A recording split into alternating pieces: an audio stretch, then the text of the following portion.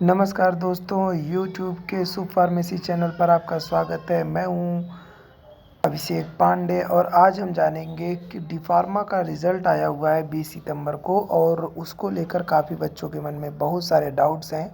आज हम कोशिश करेंगे कि हम उन डाउट्स को एक-एक करके क्लियर करें। सबसे पहला जो क्वेश्चन जो पास हो गए हैं उनको तो बहुत सारी बधाइयाँ, लेकिन काफ़ी सारे बच्चे ऐसे हैं जिनका कि बैक लग गया है। बैक लगने का मतलब क्या हुआ कि उनको 40 नंबर स्कोर करने थे 100 नंबर में, लेकिन अगर किसी कारणवश 40 नंबर नहीं मिला उनको, कुछ नंबर कम रह गया, तो उस सब्जेक्ट में उनका बैक बोला जाएगा, ठीक है। अगर 2 सब्जेक्ट में 1 सब्जेक्ट में बैक है तो कोई बात नहीं, 3 में है उससे 3 से ऊपर हो जा रहा है तो फिर ईयर बैक हो जाएगी। खैर जो भी हो, अगर आपका बैक लग गया है तो आपके पास क्या-क्या रास्ते बचते हैं, हम इसको जानेंगे। तो सबसे पहले अगर डी फार्मा में आपका बैक लग गया तो पहला प्रश्न बनता है कि डी फार्मा में बैक लगने पर क्या करें? क्या अब ज़ाहिर-सी बात है, जब बंदा कोई फ़ेल हो जाता है तो उसको समझ में नहीं आता कि अब करें क्या?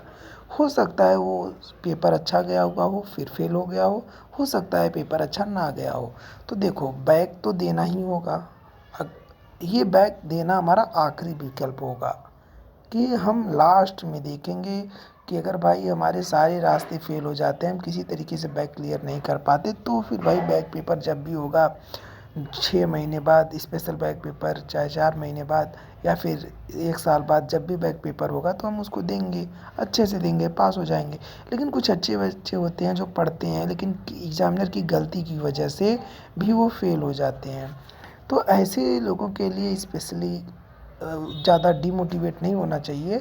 उनके पास क्या-क्या रास्ते बचते हैं? उनके पास एक रास्ता बचता है स्क्रूटनी और या रिवैल्यूएशन का, ठीक है? तो लोग पूछते हैं भैया स्क्रूटनी और रिवैल्यूएशन क्या होता है? देखो, होता क्या है जब भी रिज़ल्ट डिक्लेयर होता है उसके 2, 4, 6 दिन बाद, जैसे कि अभी 20 सितंबर को रिज़ल्ट डिक्लेयर हुआ है तो मेरे ख़्याल से 5-6 दिन में रिवैल्यूएशन या स्क्रूटनी का फॉर्म आ जाएगा। ये उसी वेबसाइट पे हमको दिखाई पड़ेगा। उस फॉर्म को हम लोग फिल अप करेंगे और उसको कॉलेज में ले जाकर जमा करना पड़ता है। तो ये जो स्क्रूटनी वाली फॉर्म अगर आप अप्लाई करेंगे तो स्क्रूटनी के लिए आपको 60 रुपए और अगर आप रिवैल्यूएशन का फॉर्म भरते हैं तो रिवैल्यूएशन के लिए आपको 500 रुपीज़ पे करने पड़ेंगे, ठीक है। और जब भी आप पे करेंगे इस पैसे को तो उसके जो जब भी आप स्क्रूटनी के लिए अप्लाई करेंगे उसके 24 आवर बाद आपको पेमेंट करना होगा और उसके 24 आवर बाद उसका प्रिंट आउट लेना होगा, उसे ले जाकर कॉलेज में जमा कर देना होगा।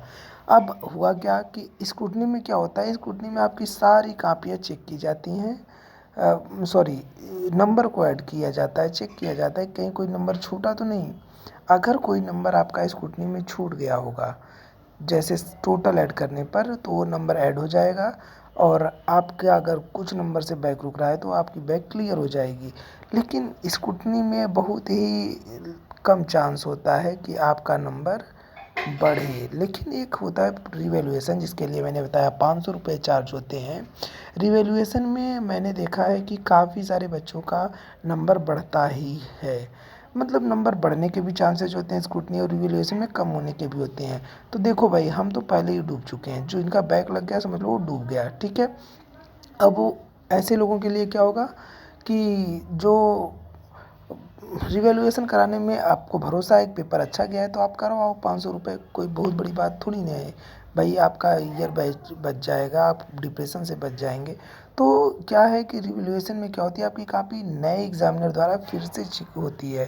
वो रीचेक करते हैं, री-इवैल्यूएट करते हैं, रीचेक नहीं री-इवैल्यूएट करते हैं, फिर से मूल्यांकन करते हैं और उन जो पिछले एग्ज़ामिनर की मूल्यांकन रहते हैं उसको हटा दिया जाता है, ढक दिया जाता है, ठीक है। तो अब बात आई कि भाई स्क्रूटनी या रिवैल्यूएशन का रिज़ल्ट का क्या प्रोसेस है, तो भाई मैंने प्रोसेस बताया कि आपको वेबसाइट पे जाना है।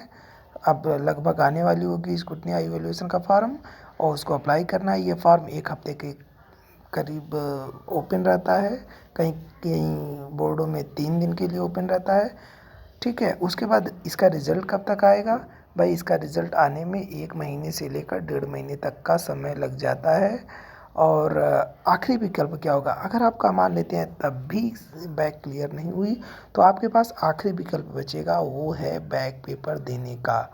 तो भाई जब आपके पास ये रास्ते हैं अभी, तो आप क्यों आखिरी विकल्प के बारे में जा रहे हैं?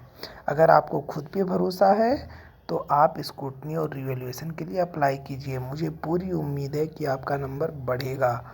हम आपके लिए और भी यूज़फुल वीडियो लाते रहेंगे। Thanks for watching my video. तब तक के लिए गुड बाय।